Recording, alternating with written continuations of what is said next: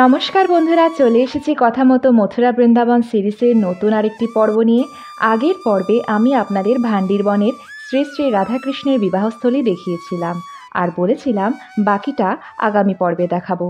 সেই কথা মতো আজকে নিয়ে চলে এসেছি বংশীবট ও ভান্ডির বনের বাকি অংশটি, যা এখনও বনের আকারেই রয়েছে। আর তার আগে মথুরা বৃন্দাবন সিরিজের আসন্ন পর্বগুলির প্রথমেই নোটিফিকেশন পেতে হলে চ্যানেলটি সাবস্ক্রাইব আর নোটিফিকেশন বেলটি অন করতে একদমই ভুলবেন না।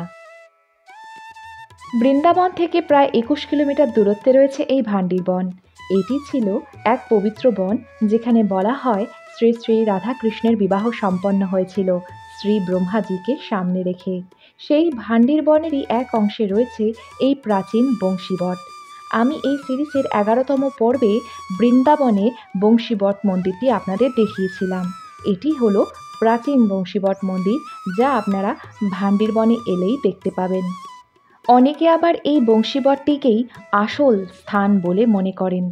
ডান দিকে রয়েছে যে লাল দেওয়ালে গড়া মন্দিরটি, তার নাম হলো শ্রী বংশীবট শ্যামবন বিহারী মন্দির। এখানে শ্রীকৃষ্ণ রাধা গোপীদের সাথে রাসমগ্ন অবস্থায় রয়েছেন।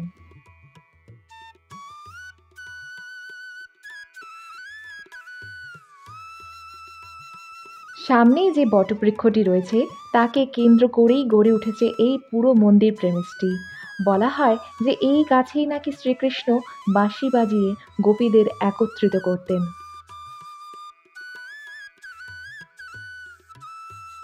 এর পিছনেই রয়েছে শ্রী সিদ্ধপীঠ বংশীবট, যেখানে 4টি কক্ষে রয়েছে শ্রী শ্রী রাধাকৃষ্ণের 4 রূপে থাকা মূর্তি। বংশী কথার অর্থ হলো বাঁশি, আর বট মানে বট বৃক্ষ, অর্থাৎ এই বটবৃক্ষে বসেই শ্রীকৃষ্ণ বাঁশি বাজাতেন। আর তার বাঁশির সুরে মোহিত হয়ে গোপীরা, যারা গরু চড়াতে আসতো, তারা ছুটে আসতেন। এই স্থানটি নাকি শ্রীকৃষ্ণের তার সখাদের সাথে খেলা করার আরেকটি স্থান ছিল। আরও বলা হয় যে এখানেই নাকি তিনি গোপীনাথের রূপ ধারণ করেছিলেন আর শরৎ পূর্ণিমায় গোপীদের সাথে মহারাস করেছিলেন, যার মধ্যে ছিলেন রাধিকা, ললিতা ও বিশাখা। এদের ছাড়া রাসলীলা অসম্পূর্ণ। আর বন্ধুরা, এই সিরিজের আগের পর্বের লিঙ্ক আমি ডেসক্রিপশন বক্সে দিয়ে দিচ্ছি। যারা চ্যানেলে নতুন ও আগের পর্বগুলি খুঁজছেন বা ক্রমানুযায়ী দেখতে চান, তারা ওই লিঙ্কে গিয়ে ক্লিক করে দেখতে পারেন। বলা হয় যে এই বংশীবটের কান পেতে মন স্থির করে শুনলে বাঁশির শব্দ শুনতে পাওয়া যায়।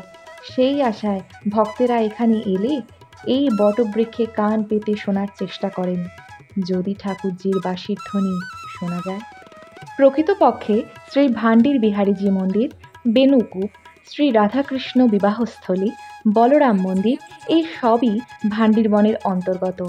ধার্মিক স্থান বলে স্থানে স্থানে মন্দিরগুলি গড়ে তোলা হয়েছে। তারপর ধীরে ধীরে ভক্তদের সমাগম ও জীবনযাপনের উদ্দেশ্যে মানুষগণের আরও বসতি গড়ে উঠেছে। ফলত এই ভান্ডির বনের যে পবিত্র জঙ্গল আমরা খুঁজছি, তা সীমিত হয়ে এসেছে এই সীমারেখা থেকে। এই ভান্ডির বন হল ব্রজভূমি বা বৃন্দাবনের 12টি পবিত্র বনের মধ্যে একটি। বলা হয় এই বনের কিছুটা অংশ আগুনে পুড়ে গেছিল, পরে শ্রীকৃষ্ণের দ্বারা বাকিটা বন রক্ষা পায়। আমরা এখন বংশীবট মন্দির থেকে বেরিয়ে বংশীবটটাও দেখে তার ব্যাক সাইডে একটা বড় জঙ্গল আছে। কথিত আছে যে এখানে নাকি অনেক ময়ূর দেখতে পাওয়া যায়, যদিও বা তারা লোকালয়ে আসে না, মানুষজন দেখলে পালিয়ে যায়। কিন্তু তা সত্ত্বেও আমরা এই জঙ্গলের দিকেই যাচ্ছি, আর কিছু নীলগাইও দেখতে পাওয়া যায়। দেখি লাক কতটা হেল্প করে আমাদের সেগুলো দেখার সুযোগ করে দেওয়ার।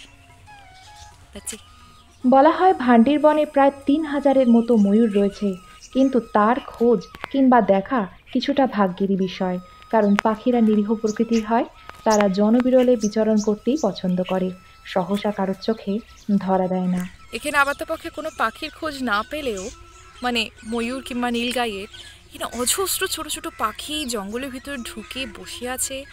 সেগুলো সাউন্ডটা আপনারা ক্যাপচার করতে পারছেন কি না আমি দেখি। এবার একটু চুপ হয়ে যাচ্ছি। হ্যাঁ,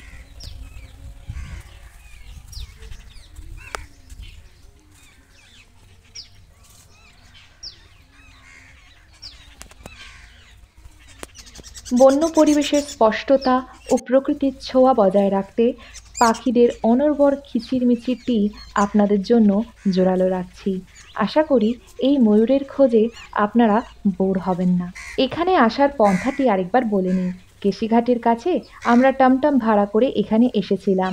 যাতায়াত বাবদ আমাদের খরচ পড়েছিল ৮০০ টাকা। আর তারা আমাদের কেশিঘাটেই ড্রপ করে দেবে। বার্গেনিং অবশ্যই করবেন। আর ভাড়া তারা কি টোটাল বলছে নাকি মাথাপিছু সেটা অবশ্যই ক্লিয়ার করে তবেই যাত্রা শুরু করবেন। বলা হয় শ্রী শ্রী রাধাকৃষ্ণের বিবাহের সাক্ষী ছিল এই ভান্ডির বনের উপস্থিত পশু পাখিরা, তাই মহারাজকালে তাদেরও প্রবেশ অনুমোদিত ছিল। আর তারই সাক্ষ্য বহন করছে এখনকার পশু পাখিরা। এমনই বলে আমরা একটা দুটো ময়ূরের খোঁজে চলে এসেছিলাম এই বনের কিছুটা গভীর অংশে।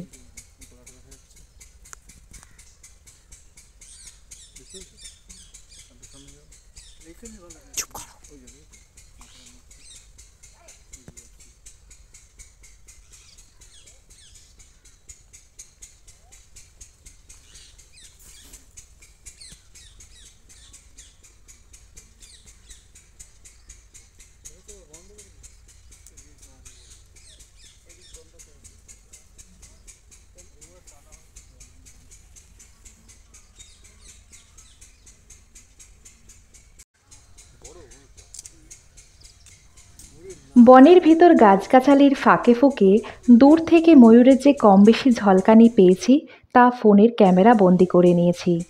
তাদের গোচরে না এসে নিঃশব্দে।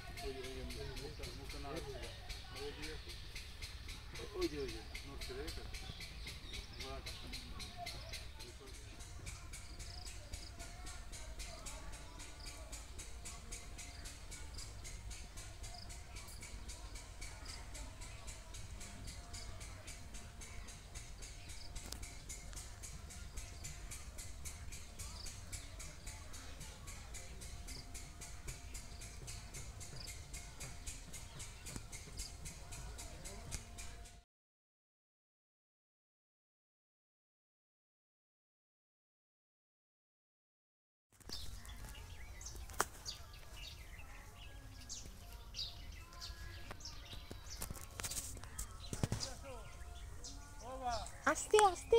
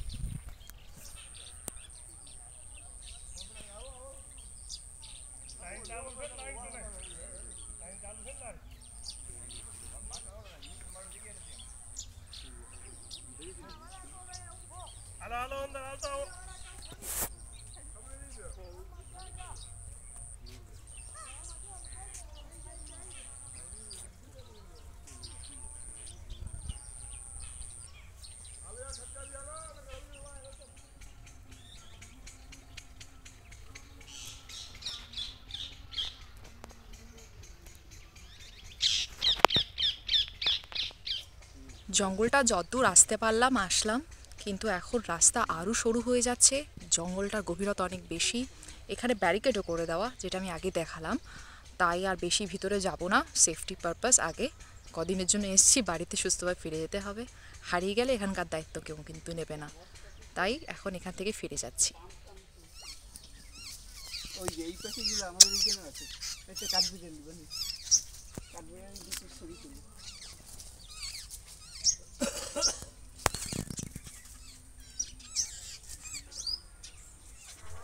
তবে বনের সীমা থেকে বেরিয়ে এসে সৌভাগ্যবশত এই একটা ময়ূর স্বইচ্ছায় দর্শন দিল এই খোলা প্রাঙ্গণে। কাছাকাছি কোনো গাছগাছালির আবরণ ছাড়া সচক্ষে তাকে দেখতে পেয়ে ভান্ডির বনের ময়ূর দর্শনের ১৬ কলা পূর্ণ হয়ে গেল।